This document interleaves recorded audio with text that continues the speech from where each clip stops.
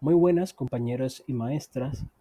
Junto a mi grupo de exposición estaremos hablando sobre las intoxicaciones por drogas de abuso. Mi nombre es Luis Batista y estaré hablándoles sobre las generalidades.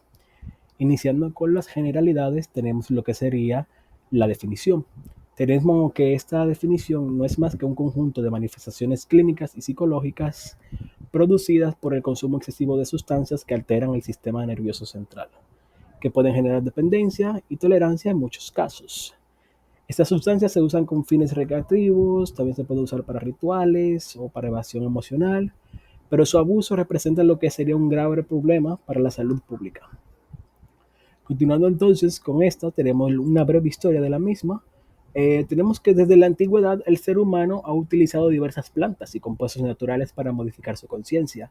Los pueblos mesoamericanos empleaban hongos que es del género Psilicibe mexicana, peyote y ololiuqui en rituales religiosos. Para más adelante, ya en el siglo XIX, se hilaron sustancias que dieron origen a la morfina y la cocaína. Estas sustancias luego fueron utilizadas con fines médicos, pero su uso descontrolado dio origen a lo que se denomina farmacodependencia. En pocas palabras, demostraron un alto potencial adictivo. Para más tarde, en el siglo XX, se desarrolló fármacos como los barbitúricos, las benzodiazepinas y las anfetaminas, que esto incluso amplió el espectro de abuso, siendo reconocidos sus efectos adictivos tras las guerras mundiales y la expansión de drogas sintéticas que ocurrieron en los años 60 y 70, que marcaron lo que se llamaría la era psicodélica. Continuando entonces con la exposición, tenemos las vías de entrada de estas drogas. Siendo primero la vía digestiva, también podría decirse vía oral. En esa ocurre, o bueno, las que mayor se ingieren son el alcohol, pastillas o alucinógenos. Tenemos la vía parenteral. Aquí se hace mediante inyecciones, como en el caso de heroína o anfetaminas. Más adelante estaré mencionándole un poco más sobre esto. Tenemos las vías inhalatorias. Aquí se puede dar lo que sería el abuso de marihuana, crack o aspirar pegamentos y otras cosas. Ya por último, la vía cutánea mucosa, que esta se da en exposiciones por contactos con sustancias químicas. Cada una de estas rutas tiene implicaciones clínicas distintas, especialmente por la rapidez con la que alcanzan el sistema nervioso central, siendo, por ejemplo, la vía inhalatoria la que tiene mayor acción en menor tiempo. Continuando entonces con esto, tenemos la clasificación. Tenemos que para la clasificación hay tres tipos, vamos a decir, tres diferentes renglones en el que se podría clasificar. El primero por su efecto en el sistema nervioso central, el segundo de acuerdo a la OMS y el último por su legalidad. Tenemos entonces que de acuerdo a su efecto, las drogas pueden clasificarse en depresores, estimulantes, inhalatorias, alucinógenas o cannabinoides. Las depresoras son aquellas que disminuyen la actividad cerebral, producción de relajación, somnolencia y disminución de reflejos. Algunos ejemplos de estos serían el alcohol, los barbitúricos, las benzodiazepinas y los opioides. Los estimulantes aumentan la actividad del sistema nervioso central, generando euforia, excitación y disminución del sueño o el apetito. Algunos ejemplos de estas, las cocaínas, anfetaminas y metanfetaminas. El tercero tenemos los alucinógenos. Los alucinógenos alteran la percepción del pensamiento y las emociones, provocando alucinaciones o distorsión de la realidad. También, discúlpenme, las alucinógenas son la cuarta, la tercera son los inhalantes. Los inhalantes o inhalatorias tenemos las sustancias volátiles que al inhalarse producen efectos depresores o euforizantes temporales. Algunos ejemplos de estos serían los solventes, toluenos y pegamentos. En los ejemplos de los alucinógenos tenemos el LSD, hongos y peyote.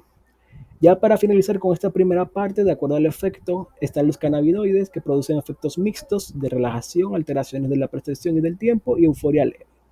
Por ejemplo, está la marihuana y los hachís. Luego tenemos la clasificación según la OMS, que la OMS dice que se clasifica en más peligrosas, moderadamente peligrosas y menos peligrosas. Las más peligrosas está el opio y sus derivados, en las moderadamente barbitúricos y alcohol, en las peligrosas cocaínas y anfetaminas, y la menos peligrosa LSD, cannabis y mescalina. Y ya por último, su legalidad.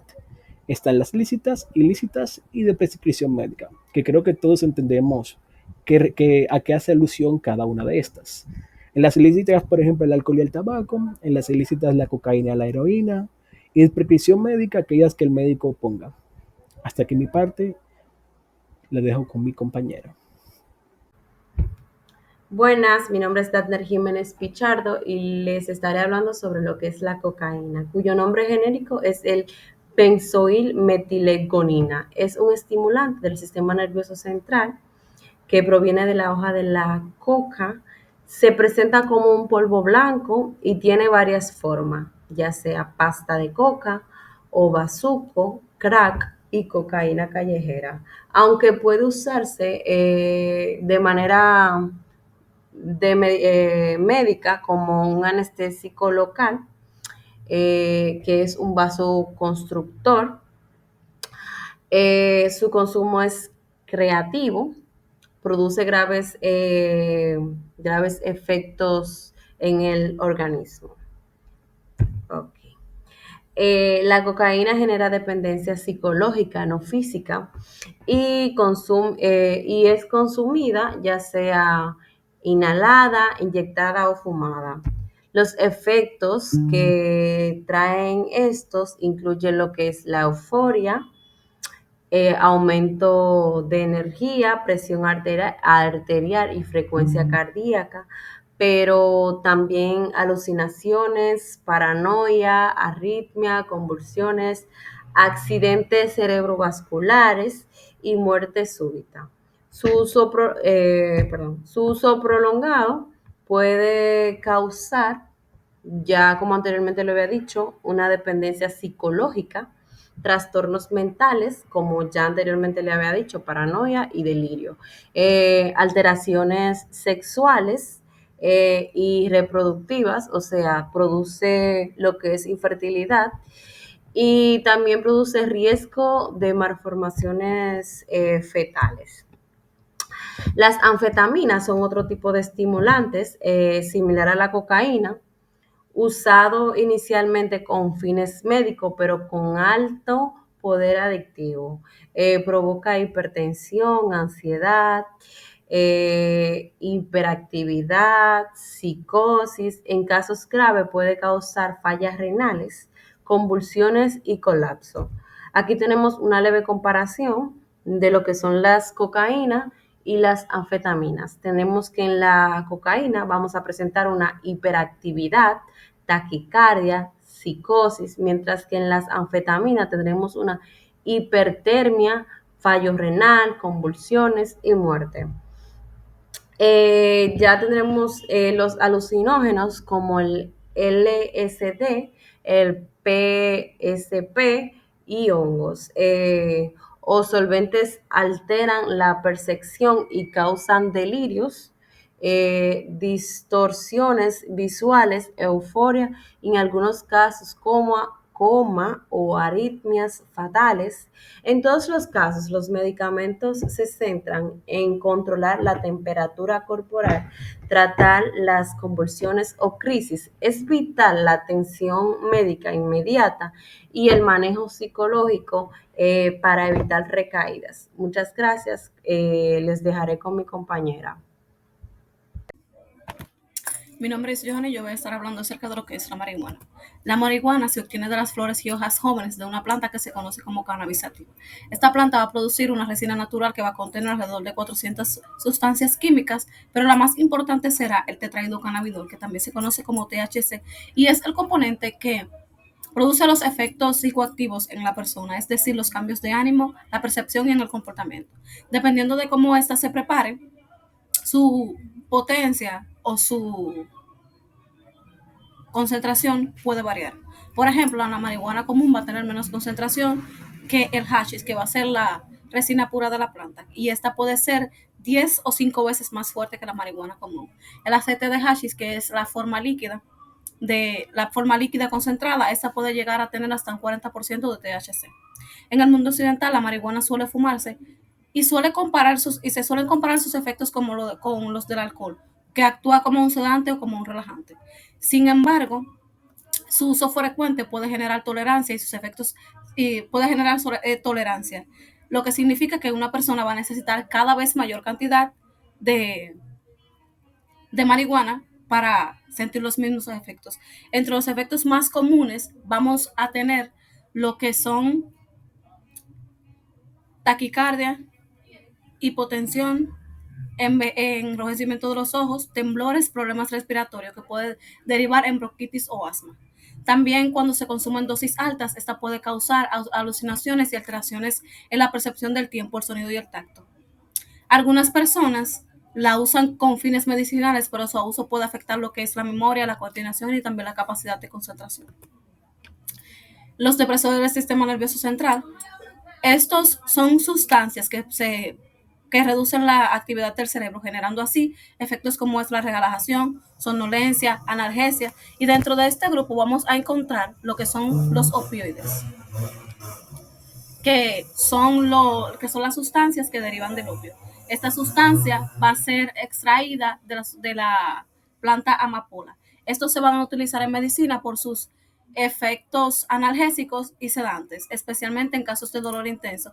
Y algunos ejemplos de estos son como de los que más se utilizan va a ser la morfina, la codeína, metadona, miperidina y también lo que es el tramadol.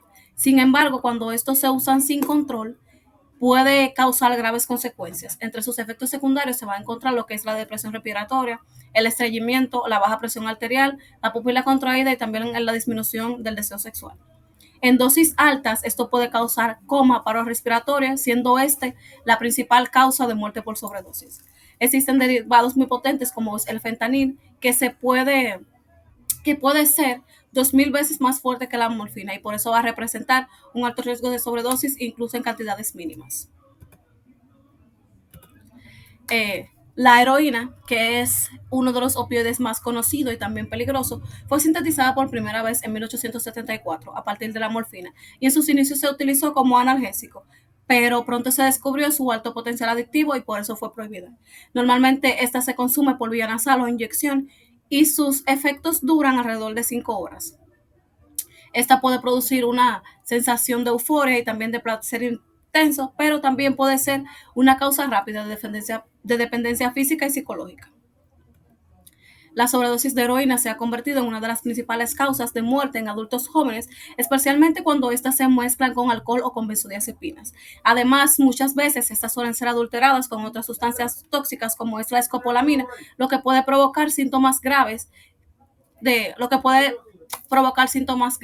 Entre estos podemos encontrar lo que es taquicardia, fiebre alta, confusión mental, dilatación de las pupilas y retención urinaria. En el tratamiento vamos a tener que cuando una persona consume una alta cantidad de marihuana, va a presentar intoxicación aguda que se va a manifestar como ansiedad intensa, taquicardia, confusión, mareos, alucinaciones y en algunos casos desmayos. El tratamiento se va a enfocar casi siempre en aliviar los síntomas y mantener estables las funciones vitales del cuerpo. Este no tiene ningún antídoto específico y lo que se hace es, cuando hay ansiedad o agitación, el médico va a administrar ansiolíticos y siempre bajo una estricta supervisión. Y en caso de que el paciente tenga náuseas o vómitos, se van a utilizar antieméticos para control de malestar. Lo que quiere decir que en una intoxicación de marihuana, como no hay un antídoto específico, el médico lo que va a buscar es tratar los síntomas que presenta el paciente. Mientras que en una intoxicación por cualquier opioide, lo que se va a utilizar es el antídoto, que siempre va a ser la naloxona, que es un medicamento que va a actuar como antagonista de los opioides, bloqueando sus efectos y que también puede salvar la vida del paciente si se aplica rápidamente. Hasta aquí mi parte, los dejo con mi compañero. Buenas tardes, mi nombre es Rafael Moreta y voy a estar hablando sobre sedante hipnótico, barbitúrico y no barbitúrico. Historia y contexto. Al principio del siglo XX, los bromuro se usaban para tratar el insomnio y la ansiedad.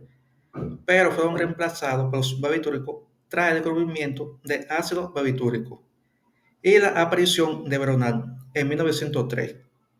Actualmente, los barbitúricos y otros sedantes similares se emplean como hipnóticos útiles en el tratamiento de ansiedad, depresión, insomnio y epilepsia. Su popularidad también llevó a uso ilegal y al abuso, debido a su efecto de relajación y euforia. Mecanismo y riesgo. Estos fármacos deprimen el sistema nervioso central, incluyendo la corteza cerebral, el cerebelo y el sistema reticular activador. Su uso prolongado genera tolerancia y dependencia física y psicológica. Y la interrupción abrupta puede causar un síndrome de abstinencia severo, más intenso que el de muchas otras drogas. Los barbitúricos más conocidos son fenobarbital, secobarbital y pentotal sódico, mientras que sustancias como el hidrato de cloruro o el paradehído presentan efectos similares. Benzodiazepina. Con la búsqueda de fármacos más seguros, surgieron la benzodiazepina, antiguamente llamada tranquilizantes menores. Se usan para inducir el sueño, relajar la musculatura y reducir la ansiedad o angustia. Entre las más comunes están diazepam, aproxalam, clonazepam y midazolam. Se metabolizan principalmente en el hígado. Algunas con producción de metabolitos activos que prolongan su efecto. Su metabolismo puede variar según la actividad de enzimas hepáticas como CYP2C19, generando diferencias individuales en la respuesta al fármaco. Intoxicación. La intoxicación puede ser leve con síntomas como euforia, temblores, fatiga, sudoración y taquicardia, o grave con estupor, paro respiratorio, hipotensión y bradicardia. Las concentraciones altas de fenobarbital mayor a 80-100 mg/litro suelen causar coma. El riesgo aumenta significativamente si se combinan con alcohol, ya que ambos deprimen el centro respiratorio, pudiendo ser fatal. Tratamiento. El manejo inicial incluye lavado gástrico y administración de carbón activado, que puede repetirse para eliminar barbitúricos. En intoxicaciones graves se puede recurrir a la hemoperfusión. Para benzodiazepina se utiliza el flumazenil, un antagonista específico administrado vía intravenosa en dosis controlada de 0.2 miligramos con aumento de hasta 3 a 5 miligramos según necesidad. Su uso requiere precaución por riesgo de convulsión, especialmente en pacientes con epilepsia, o consumo concomitante de antidepresivos. Su efecto dura 2 a 3 horas, pudiendo requerirse dosis repetidas por sedación. Bien, mi nombre es Francisco Paniagua y en esta parte del video les estoy hablando sobre los antipsicóticos. Los antipsicóticos, también conocidos como neurolépticos, son medicamentos utilizados principalmente para tratar la psicosis, incluyendo afecciones como la esquizofrenia, el trastorno bipolar y así como otros trastornos de conducta y agitación. Estos van a tener una clasificación en función de si son de bajo o alto riesgo metabólico. En los de bajo riesgo metabólico tenemos entonces los medicamentos principalmente son antagonistas de D2 y los de alto riesgo metabólico tenemos que estos son antagonistas de D2 y también de la serotonina. Estos básicamente también son conocidos como de primera y segunda generación. En cuanto a su mecanismo de acción, el mecanismo de acción de los antipsicóticos principalmente es el bloqueo de los receptores de dopamina en el cerebro, especialmente los receptores D2. Este bloqueo en la vía mesolímbica se relaciona con la mayoría de los síntomas positivos de la psicosis. Entonces, los psicóticos más importantes o más recientes también influyen con los neurotransmisores, destacando el antagonismo del receptor de la serotonina, como ya antes mencioné.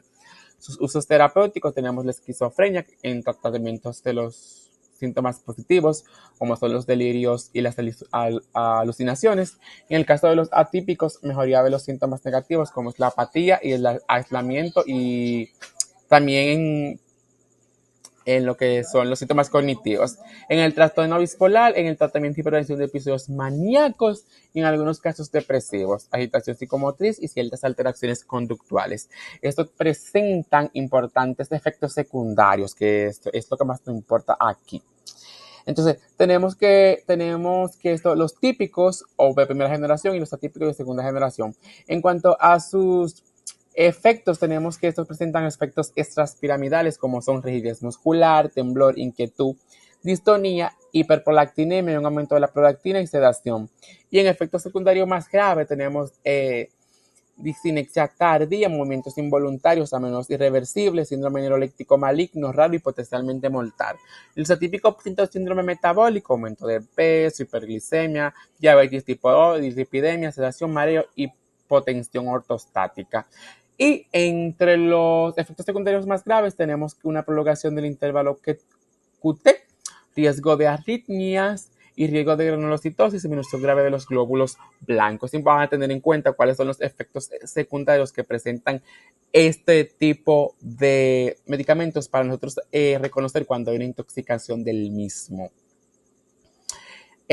Aquí tenemos un caso clínico de un hombre de 35 años que es encontrado inconsciente en un baño público. Los paramédicos notan que no responde a estímulos verbales ni doloroso. Al examinarlo se observa su respiración lenta y superficial, 4 respiraciones por minuto y sus pupilas son extremadamente pequeñas, mióticos, en cabeza de alfiler. Su piel está pálida y fría. Cerca de él se encuentra una jeringa usada. Al ver la triada, esta es una triada característica de una intoxicación por opioide, depresión respiratoria, miosis extrema y coma. Y el hallazgo de la jeringa usada cerca del paciente refuerza fuertemente la sospecha de alguna sobredosis por agua de un opioide, como puede ser la heroína, el fentanil o un medicamento recetado.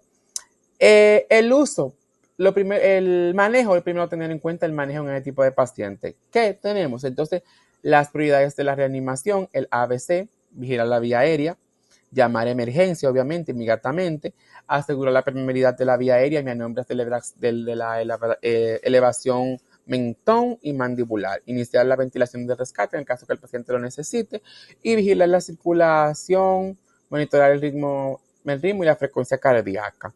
En el caso de que luego de haber hecho los exámenes correspondientes para determinar de qué tipo de intoxicación o por qué tipo de medicamento este paciente tiene esta intoxicación, en este caso, porque ya he determinado que fue un paciente con una intoxicación por opioides, tenemos entonces que el antídoto específico es la naloxona, que es un antagonista puro de los receptores opioides con alta afinidad de los receptores opiáceos. Entonces la naxolona desplaza rápidamente el opioide del receptor, revirtiendo la depresión respiratoria y la sedación en minutos. Se administra inmediatamente por vía intravenosa, intramuscular. Y la dosis típica es de 0.4 miligramos a 2 miligramos. Se debe repetir cada 2 o 3 minutos hasta que el paciente restablezca un esfuerzo respiratorio adecuado. Aquí tenemos un segundo caso clínico donde tenemos una mujer de 25 años que llega al servicio de urgencias acompañada por unos amigos. Está agitada, paranoica y presenta temblores. Sus amigos refieren que consumió cocaína en una fiesta. Al examinarla presenta una frecuencia cardíaca de 140 latidos por minuto, taquicardia, una presión arterial 180-110 miligramos de mercurio, hipertensión y su temperatura corporal es de 39.5 grados Celsius, hipertermia. Sus pupilas están dilatadas en forma de midriasis. Entonces, ya la referencia es que consumió cocaína, pues estará intoxicada por esta sustancia. Entonces, como sabemos, la cocaína es un importante estimulante del sistema nervioso central que actúa principalmente al bloquear la recaptación de neurotransmisores mononérmicos como dopamina, adrenalina y serotonina. En este caso vamos al manejo principal es retener la estimulación del sistema nervioso central y proteger los órganos vitales, controlando la agitación y la temperatura corporal. Las medidas de estabilización, el ABC y el monitoreo, vía aérea, administrar oxígeno suplementario, circulación, establecer acceso intravenoso y iniciar monitorización cardíaca y de la presión arterial continua y vigilar constantemente la temperatura corporal. En el caso de este tipo de intoxicación, se utiliza la benzodiazepina, porque esto se conoce como un síndrome simpático mimético. El síndrome simpático mimético es altamente compatible con la intoxicación aguda por una droga estimulante, específicamente la cocaína, porque el relato que daban los amigos. Entonces, ya luego de tener la paciente rehabilitada, iniciamos con el monitoreo y también la paciente necesita un monitoreo psicológico para un acompañamiento para el uso de este tipo de drogas que le provocó la intoxicación.